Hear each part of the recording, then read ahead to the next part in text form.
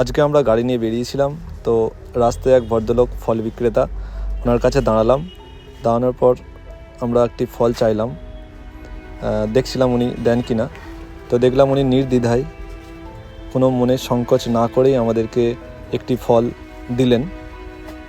তো আমরা এই ফলটা নিলাম, আমরা দেখলাম যে উনি দেন কি না।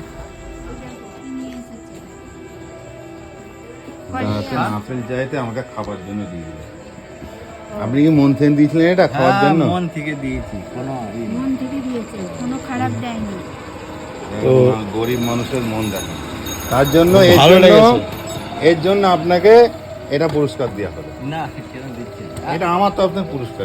আপনি না, তখন আপনি দিয়েছেন, আমরা এক্সপ্লেন করছিলাম আপনি কি বলেন। হ্যাঁ, তার আপনি জন্য ব্যবহারটা দেখালেন, তার জন্য এটা পুরস্কার আমার আপনাকে নিতে হবে। খুশি করে একটা দিয়েছি। ছবি তুলে নিন।